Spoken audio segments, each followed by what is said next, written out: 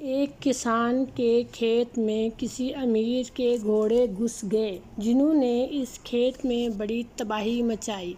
ان گھوڑوں نے کچھ تو روند کر اور کچھ چر کے اس کھیت کا ستیہ ناش کر دیا۔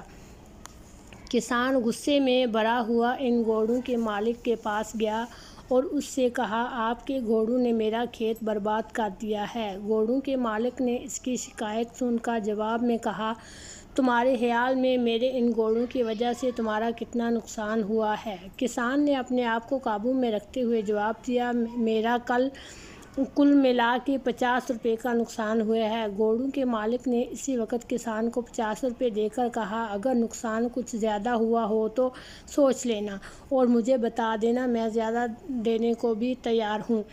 کسان 50 روپے لے کر اپنے گھر واپس آ گیا، لیکن جب کھیت پک گیا اور فصل تیار ہو گئی تو وہ پہلے سے بھی زیادہ قیمت پر بک گئی۔